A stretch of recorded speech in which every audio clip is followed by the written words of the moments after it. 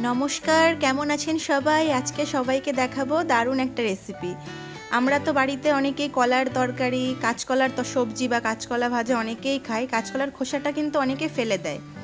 এইভাবে কাঁচকলার খোসাটা যদি ফেলে না দিয়ে এই রকম করে কুচি কুচি করে কেটে নুন আর হলুদ গোলা জলে প্রায় আধা ঘন্টা থেকে 40 মিনিট ভিজিয়ে রাখার পর ভালো করে চটকে ধুয়ে যদি তুলে একটা রেসিপি তৈরি করা হয়, সেটা খেতে কিন্তু দারুণ স্বাদের হয়।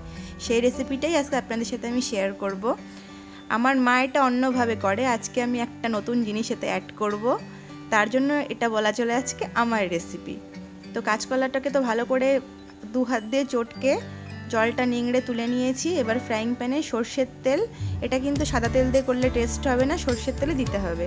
তো সর্ষের তেল দিয়ে, আর এখানে আমি 5 টুকরো মতো চিংড়ি মাছ নিয়েছি, মানে দুটো কাঁচকলার খোসায় 5 টুকরো চিংড়ি মাছ আমি নিয়েছি। সেই হিসাবে যদি কলার খোসার পরিমাণ বাড়ে তাহলে চিংড়ি মাছ বেশি অ্যাড করতে হবে। আর তাতে দিয়ে দিলাম বেশ খানিকটা কালো জিরে ফোড়ন, আর তাতে একটা গোটা রসুন থেতো করে নিয়েছি, সে রসুনটা দিয়ে দিলাম। এইবার এই চিংড়ি মাছ, রসুন আর কালো জিরেটা একসাথে 3টে ভাজাভাজি হবে আর কি। আর এই রেসিপিটা বিশ্বাস করুন চমৎকার খেতে হয়।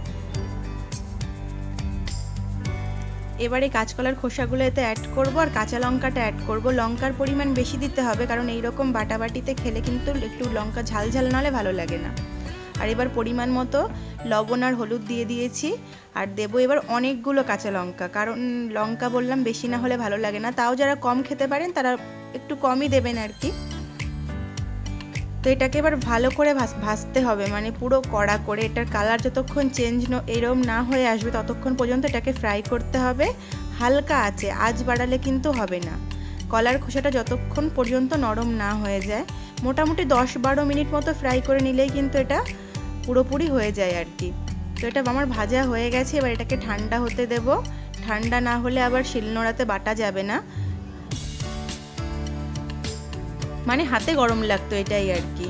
তো এইবার এই মিশ্রণটাকে, মানে যে কাঁচকলার যে খোসা ভাজা, চিংড়ি মাছ ভাজা, তারপর কালো জিরে, কাঁচা লঙ্কা, সব কিছুকে একদম একসাথে পুরো বেটে নিতে হবে। যেমন আমরা কোনো কিছু ভর্তা বা কোনো কিছু কুমড়ো শাক টাক বাটা যেরকম খাই, সেই রকমভাবে এটাকে ভালো করে বেটে নিতে হবে।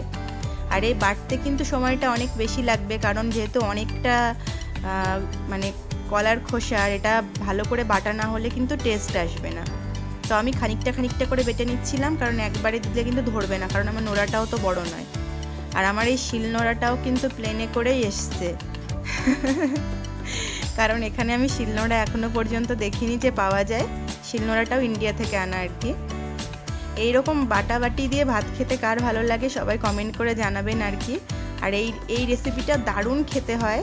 আর আমি শুধু এটাই চিংড়ি মাছ অ্যাড করেছি, আমার মা চিংড়ি মাছ কোনোদিন অ্যাড করে না। মার হাতে অনেকবার খেয়েছি এটা। তো এটা আমিও আগে করতাম, কিন্তু চিংড়ি মাছ দিয়ে ফার্স্ট টাইম করলাম। সবাই একবার ট্রাই করবেন যারা যারা ভিডিওটা দেখছেন। খুব ইজি রান্নাটা, কিন্তু ভীষণ টেস্টি। সবাই ট্রাই করবেন এবং আমাকে জানাবেন কেমন লেগেছে সবার এটা। আর কালো জিরের পরিমাণটা কিন্তু বেশি দিতে হবে, আর কালো জিরেটা কিন্তু বাটার সাথে পুরো পেস্ট হতে হবে, কারণ কালো জিরের ফ্লেভারটাও কিন্তু আসা ভীষণ জরুরি। তো হয়ে গেল আমার কাঁচকলার খোসা বাটা, একদম রেডি। সবাই অবশ্যই ট্রাই করবেন। সবাই প্রচুর ভালো থাকবেন। Bye bye.